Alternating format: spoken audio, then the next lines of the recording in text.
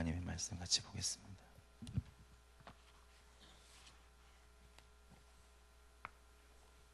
예레미야 26장 7절부터 11절 말씀입니다. 예레미야 26장 7절부터 11절 말씀을 우리 한 절씩 나누어서 교독하도록 하겠습니다. 예레미야 26장 7절부터 11절 말씀입니다. 예레미야가 여호와의 성전에서 이 말을 하매 제사장들과 선지자들과 모든 백성이 듣더라.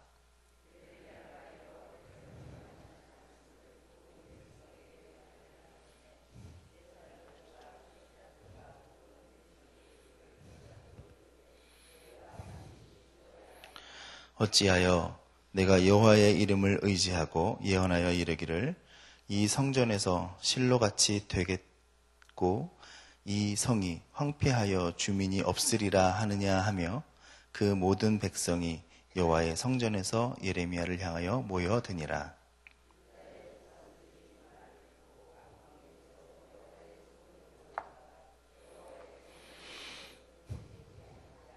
같이 읽겠습니다.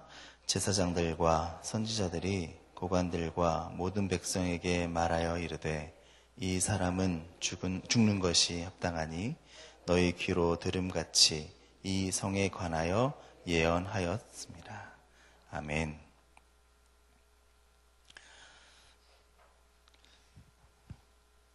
예레미야는 이스라엘이 멸망하기 직전에 많은 어려움 가운데 있을 때 예언을 했던 선지자입니다. 그래서 그 내용이 상당히 많이 힘들 내용이 계속 이어져 있습니다. 물론 33장 3절 같이 너는 내게 부르짖어라 응답하겠고 크고 비밀한 곳을 보이리라 하는 말씀도 있지만 대부분의 말씀이 좀 경고의 메시지가 되어져 있고 그 예루살렘이 멸망하는 이야기를 주로 하고 있기 때문에 얼른 이렇게 큰 은혜가 막 임하고 이런 말씀들은 많이 없습니다. 하지만 오늘 말씀을 통해서 우리가 같이 은혜를 구하는 것은 그 속에서 하나님께서 예레미야를 통하여서 또 선지자들을 통하여서 우리에게 주시는 은혜가 있다고 믿습니다.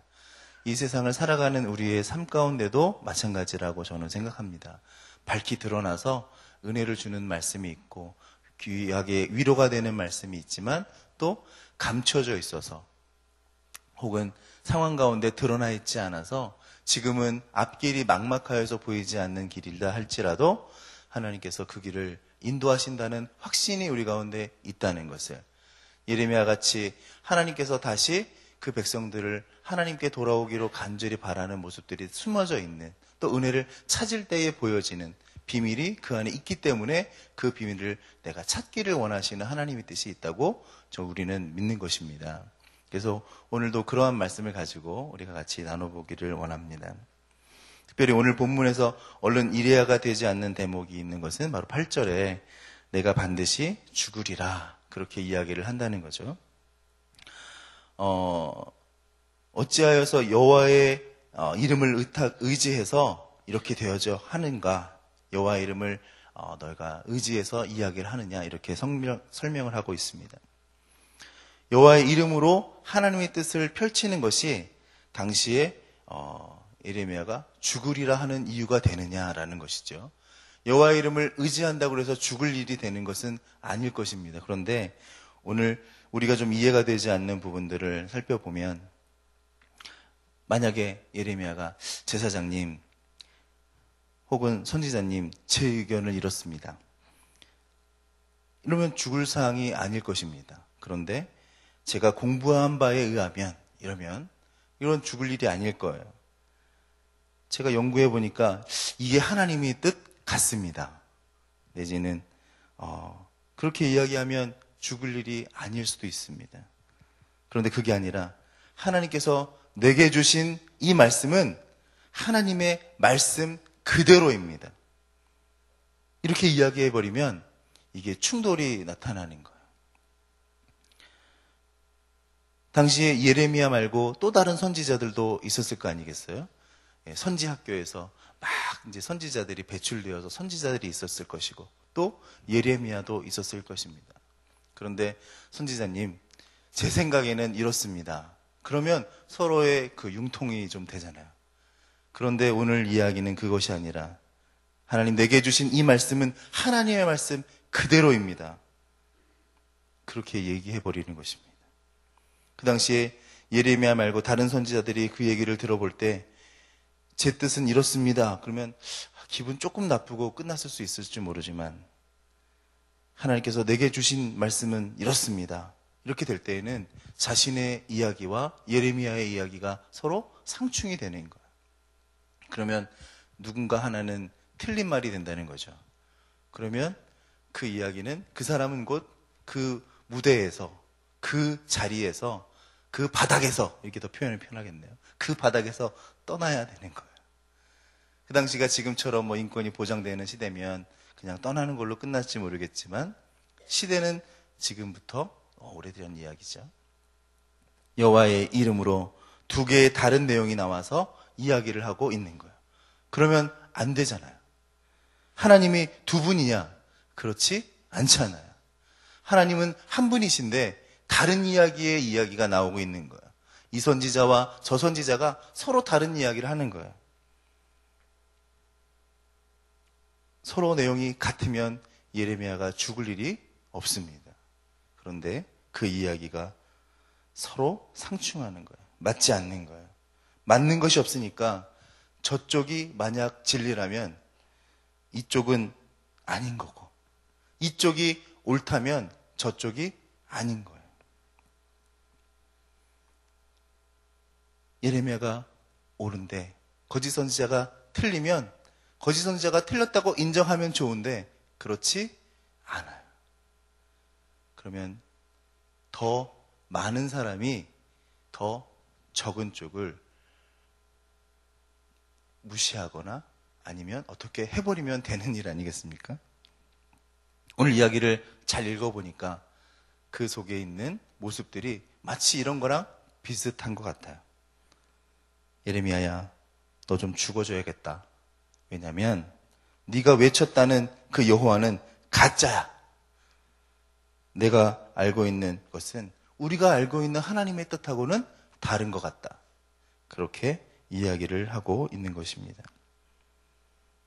네가 말하는 하나님의 뜻은 내가 생각하는 하나님의 뜻하고 너무나 달라. 여호와 이름을 빙자해서 고하는구나.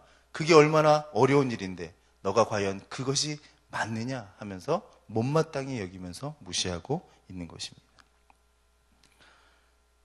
만약 우리가 그 가운데 있었다면 우리는 어떤 쪽으로 우리의 판단을 했을까요? 우리는 어느 쪽으로 판단했을까요? 예레미야의 편을 들겠습니까? 아니면 다른 편을 들겠습니까? 예레미야 보고 너는 죽는다라고 이야기했던 편을 들을까요? 아니면 예루살렘을 멸망한다고 하는 편을 들을까요?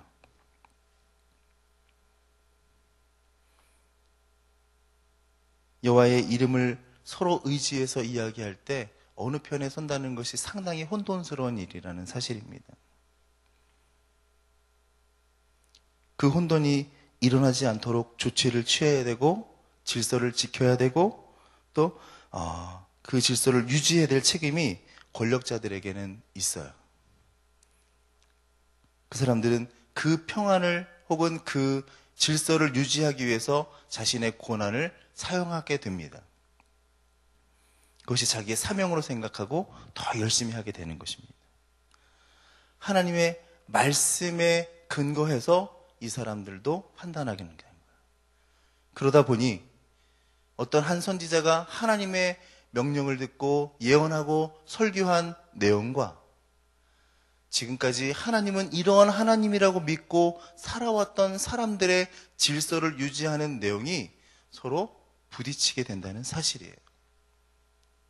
여러분들에게는 지금 예레미야라고 하는 사람의 이 설교가 이미 과거의 이야기고 성경에 이미 들어왔던 이야기고 알려진 내용이기 때문에 나는 예레미야를 선택할 거야라고 속마음으로 생각하고 있을지 모르지만 여러분들의 상황이 그것이 아니라 지금 내가 살고 있는 신앙의 전통을 깡그리 무시하고 하나님께서 새로운 것을 주셨다고 생각할 때 그것도 그냥 편안하게 사는 이야기가 아니라 너의 모든 것들은 다 무너져 버린다고 이야기할 때 내가 믿고 있었던 신앙이 바로 바른 신앙이라고 주장할 수 있는가?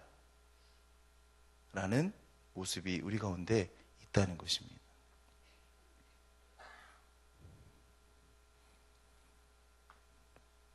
오늘 본문 9절에 보면 당시 많은 백성들이 예레미야 쪽을 선택하지 않습니다. 그 이유에 대해서 보면 예레미야가 여호와의 이름으로 이야기를 합니다. 여호와의 이름으로 이야기하는데 그 내용에서 예레미야가 여호와의 이름으로 예언하는 칸을 이렇게 설명을 하면 이렇습니다. 당신은 여호와의 이름으로 이야기하지만 당신은 우리 손에 죽어. 그 말을 하는 거야. 내가 믿는 신앙을 흔들지 마. 흔들면 다쳐. 뭐 이런 거죠.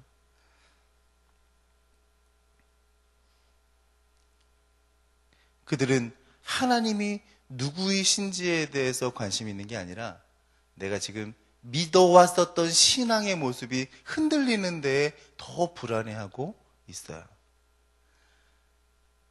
우리의 믿는 신앙도 마찬가지여서 지금도 우리가 믿는 것이 어찌 보면 내가 흔들리지 않고 내 생각에 옳은 대로 혹은 지금까지 해왔던 대로 내가 믿고 나가는 게 더 편하다고 신앙생활을 하는 모습이 여러분 가운데 있지 않나 그렇게 생각해 봅니다.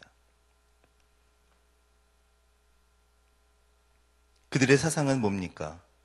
그들이 원하는 것은 예레미야가 자신의 생각에 원하는 이야기를 하지 않았다는 데 있어요. 그들의 사상은 뭐냐면 여호와 이름은 곧 내가 원하는 것 주시는 하나님. 여호와의 이름은 내가 뜻하는 것을 이루어 주시는, 형통케 하시는, 혹은 내가 기도하는 것마다 응답해 주셔야만 하는 하나님을 이야기하고 있습니다. 여호와는 나를 위해서 주시는 분, 내가 원하는 것을 다 챙겨주시는 분, 내가 기도하면 내 정성을 보고 응답해 주시는 분, 그 신을 그들은 여호와의 이름으로 섬겨왔어요. 거기에 예레미야가 나타나서 초를 쳐버리는 거야. 여호와의 이름은 너가 원하는 대로 해주지 않아. 네가 정성 들여서 기도하는 것 같지만 들어주시지 않아. 예루살렘 성전이 멸망할 거야. 이것은 자신의 신앙을 송두리째 바꿔버리는 것이었습니다. 그러니까 백성들이 격분하는 거예요. 죄송하지만 이 자리에서 여러분들이 기도하는 것을 하나님 들어주시지 않습니다. 그렇게 말해버리면 내가 여기에서 기도해야 할 이유가 뭐지? 해버리는 거랑 똑같은 거예요.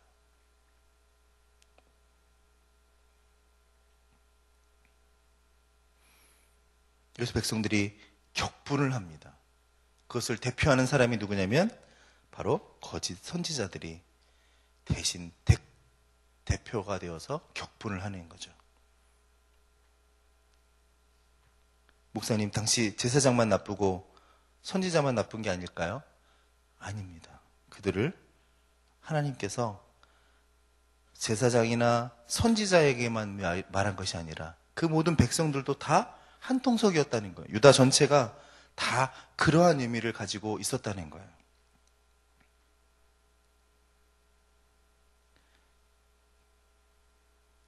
그런데 예레미야는 여호와의 이름으로 실로같이 예루살렘 성전이 무너질 것이다 라고 이야기를 해버리는 것입니다.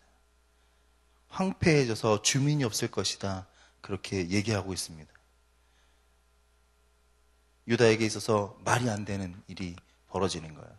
그들의 신앙은, 그들의 믿음은 그냥 허황되이 거짓 선지자가 말했던 게 아니에요. 그들의 역사를 보면 열왕기 하서에 보면 히스기야 왕 때 아수르가 쳐들어옵니다. 그때 예루살렘 성으로 막 진격을 하고 있는데 하나님이 개입을 하셔서 그 아수르의 군대를 다 멸해버리고 다 흩어버렸던 거예요.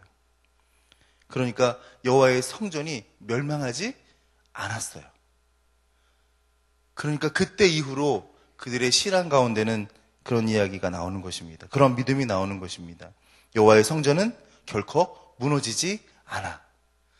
하나님이 강권적으로 개입하시고 역사적으로 개입하셔서 예루살렘 성전은 무너지지 않아. 그런 믿음이 생겼다는 거예요. 우리가 무너진다는 것은 우리 신이 이방 신에게 무너지는 것이다. 우리 믿음에는 절대로 있을 수가 없고 여호와가 남에게 진다는 것이 저 도저히 용납이 되지 않는다. 여호와와 함께 있는 우리는 절대로 망하지 않는다. 이것이 유다 백성들의 확고한 신앙이었습니다.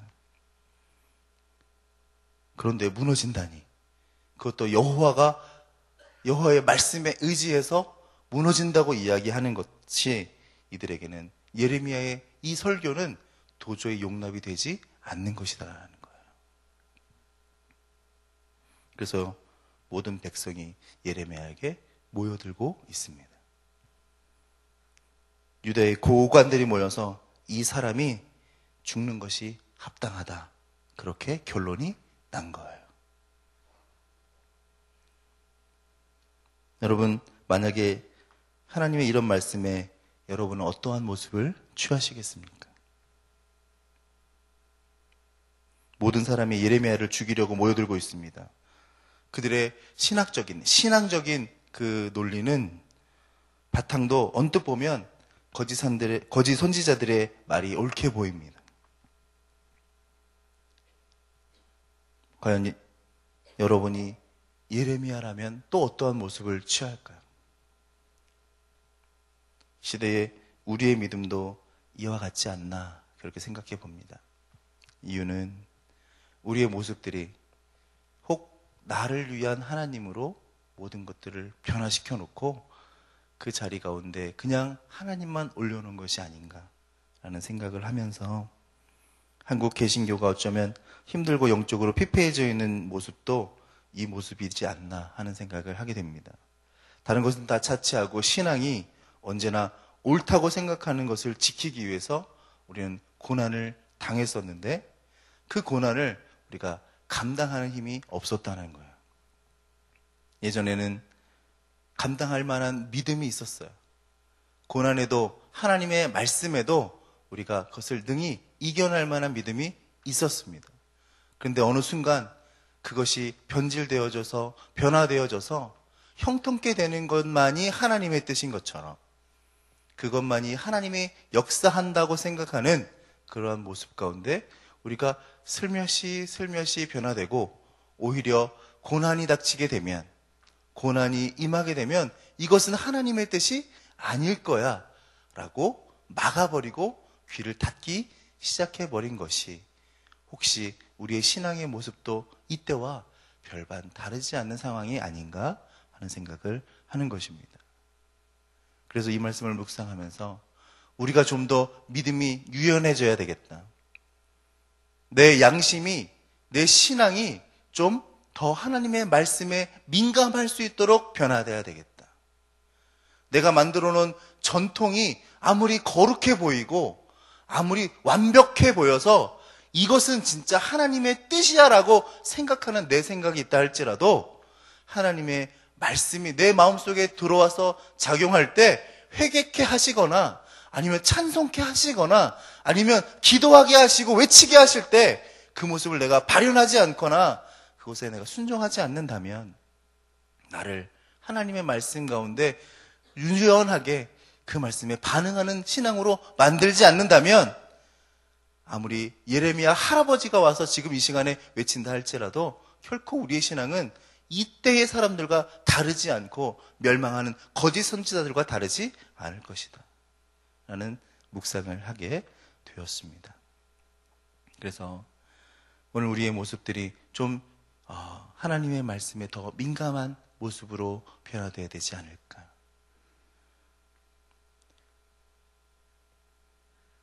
마태복음 5장에 의하면 보면 의를 위하여 핍박을 받은 자는 복이 있다 말하고 있습니다.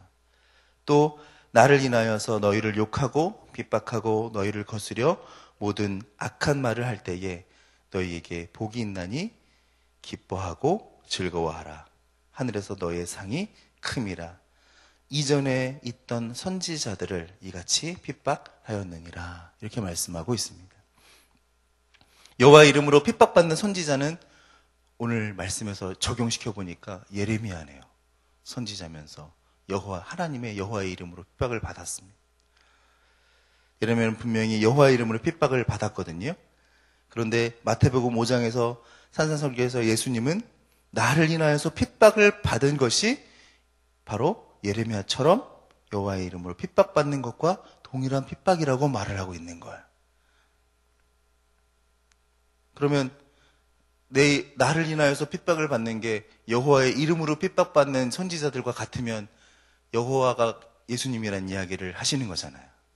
다시 말하면 환상적으로 혹은 우리의 생각 속에서 관념 속에서 있는 그런 하나님이 아니라 바로 우리 가운데 역사하시는 그 예수님으로 우리가 말씀에 의지해서 그 삶 가운데 그분 때문에 핍박을 받는 것이 하나님의 이름으로 인하여서 핍박을 받는 것과 같다고 말씀하고 있는 것입니다.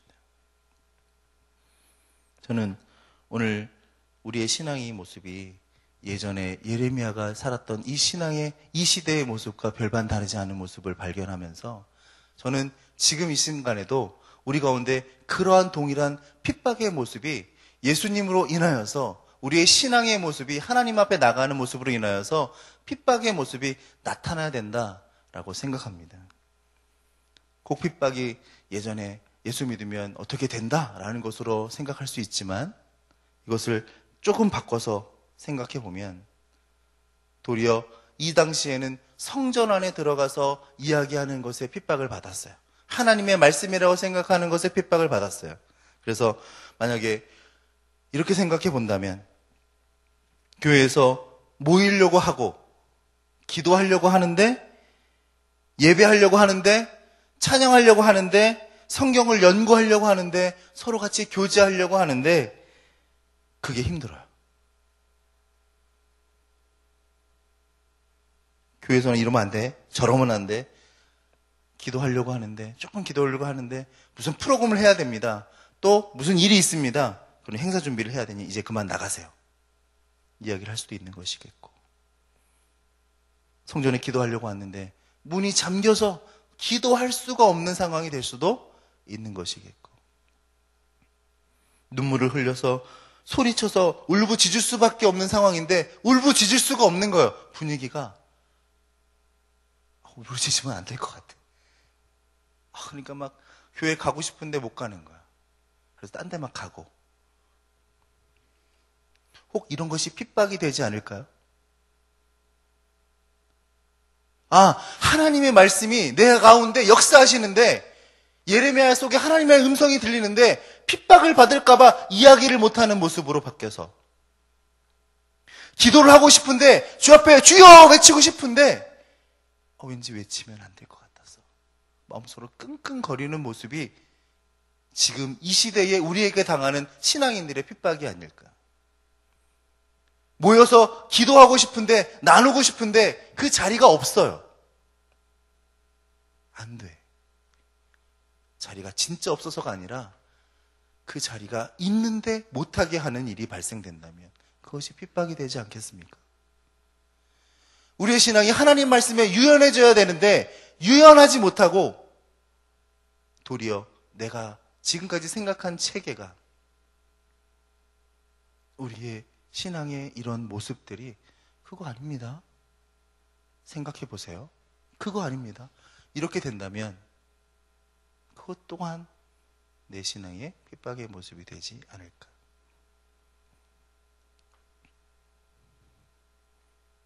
그런 생각을 조심스럽게 해보게 됩니다. 이 시대에 예레미야를 묵상하며 나가면서 단지 성전이 무너지거나 그러한 일들은 이제 일어나지 않겠지만 없지만 우리 상황 가운데는 일어나지 않지만 이 말씀을 묵상하면서 예레미야와 같은 그 시대 가운데 도리어 나조차도 그 상황 가운데 있었으면 예레미야를 선택하지 않았을 그 상황 속에서 어떤 것이 진짜 하나님께서 하나님의 말씀에 의지해서 하는 모습인지를 분명히 알고 기도하면서 나가는 우리의 모습이 꼭 있게 되기를 바랍니다. 그저 여러분 복 받습니다. 여러분 축복합니다. 하는 이야기를 듣기만을 위해서 신앙생활을 하는 것은 누차 설교하고 있잖아요. 예레미야를 통해서 바라보고 있잖아요. 바로 그 모습이라니까요. 이스라엘, 유다의 모습이 그 모습이에요. 멸망 직전에 있는 모습이 그 모습이에요. 그 상황 가운데 모든 것조차 송두리째 흔들어버리는 예루살렘 성전을 멸망시켜버리겠다고 하나님의 경고를 예레미야를 통해서 하시는 하나님의 마음의 그 아픈 마음을 우리가 이해하고, 내가 예루살렘 성전을 멸망하는 한은 있어도 너의 속에 있는 성전을 내가 다시 세우기를 원한다고 말씀하시는, 너희 속에 있는 신앙이 하나님의 말씀 가운데 정말 유연해져서 귀가 민감해져서 성령이 교회에게 하시는 말씀을 귀 있는 자는 들으라고 말씀하시는 그 역사를 우리가 깨닫게 되어져서 우리가 조금 더 주의 말씀 가운데 민감한 신앙으로 나가는 우리의 모습이 필요하지 않나 하는 생각을 묵상하면서 하게 되었습니다. 오늘 기도하실 때 하나님께서 그러한 기도 가운데 응답해 주실 줄로 믿습니다. 우리 가운데 그러한 역사들이 나타나게 될 줄로 믿습니다. 그래서 이 시대를 살아가며 예레미야를 묵상하는 여러분에게 기도로 다가서는 그 시간이 하나님께서 여러분들 가운데 또 말씀하실 거예요. 더 뜨겁게, 아니면 하나님 앞에 더 무릎 꿇게, 아니면 내 감정을 더 내려놓게, 아니면 내가 가지고 있었던 모든 생각도 다 내려놓고 다시 하나님 앞에 새롭게 역사하시는 그 은혜를 내가 체험할 수 있도록, 내가 만들어 놓은 모든 우상들을 다 제거해버리고 하나님 앞에 다시 한번 나를 순수하게 세우는 신앙의 모습으로 나가게 되기를 하나님은 간절히 원하고 계신 것 같습니다. 오늘 시간 우리 같이 기도할 때 그 하나님을 만나는 시간 되기를 바랍니다. 기도하시겠습니다. 은혜와 사랑의 아버지, 오늘 이 시간에도 묵상을 통해서 생각해 본 것은 우리의 신앙의 모습이 다시 한번 변화되기를, 또 주의 말씀에 민감해지기를 원하는 우리의 모습을 통해서 다시 한번 그 모습이 나타나기를 원했습니다. 주님, 역사해 주셔서 우리가 하나님 말씀에 다시 한번 더 민감해질 수 있도록, 더 나아갈 수 있도록 허락해 주시옵소서. 예수님의 이름으로 기도했습니다. 아멘. 공동기도문 3번 우리 교육 같이 기도하시겠습니다. 10년, 20년, 아니 주님 재림하실 때까지 내다보며 다음 세대를 사랑으로 품고 세워가게 하옵소서.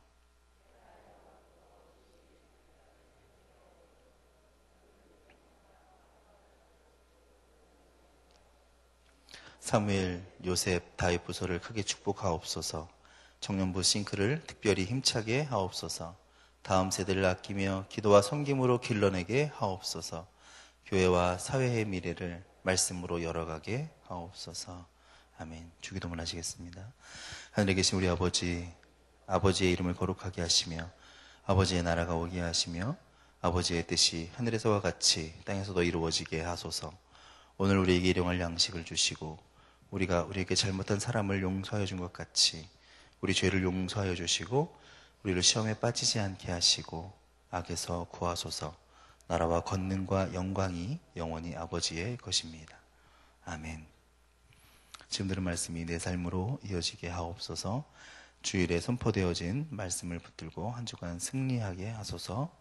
주일에 등록한 새 가족들이 잘 정착하여 말씀 삶 공동체의 가족으로 행복한 신앙 생활하게 축복하소서. 담임 목사님과 목회자들의 건강과 사역과 가정에 성령의 충만함을 은혜를 주옵소서. 말씀 삶 성경대학을 통해 말씀의 은혜와 복을 삶에 체험하게 하소서. 한 주간 성도들의 가정, 건강, 직장, 사업, 자녀를 축복하소서. 우리 같이 기도 제목과 가져오신 기도의 제목을 아뢰신 후에 삶의 자리로 나아가겠습니다. 은혜와 사랑의 아버지 하나님, 이 시간도 묵상의 말씀을 가지고 하나님의 마음을 같이 생각해 보았습니다. 하나님, 주님께서는 귀한 하나님의 성전마저도 무너진다 할지라도 그들의 마음과 생각 가운데 하나님의 뜻과 하나님의 역사가 나타나기를 간절히 원했습니다. 그리고 회개하고 돌아오기를 하나님의 말씀에, 하나님의 뜻에 다시 서기를 간절히 원했고 선지자들이 그런 말씀을 설교했었습니다. 그때 선지자들이 그 말씀에 관해서 핍박을 당했으며 그 말씀이 결코 그들을 위협하거나 혹은 또한 위해도 가하지 않았지만 그들은 자신의 모습과 신앙생활이 결코 틀린 적이 없다. 이것이 바로 하나님의 뜻이다 라고 말하면 예레미야와 다른 지금에서 생각해보면 거짓 선지자의 모습으로 그 모든 사람들이 제사장과 선지자와 백성들이 다 한 통속이 되었던 것으로 봅니다. 하나님, 지금도 많은 사람들이 신앙생활의 모습이 꼭 그때와 같이 하나님의 말씀을 정해놓고 하나님의 뜻에 각해서 말하는 것이 아니라 하나님의 뜻과는 다른 모습으로 우리의 모습이 변질되어져 있다면 저 또한 그러한 모습 가운데 변질되어 갔던 모습이 있다면 지금 주님께서 용서하시고 다시 한번 회개하고 돌아가는 우리의 속에 있는 주님의 성령이 역사하시는 것에 민감하게 반응할 수 있는 우리의 신앙의 모습이 되기를 간절히 원합니다.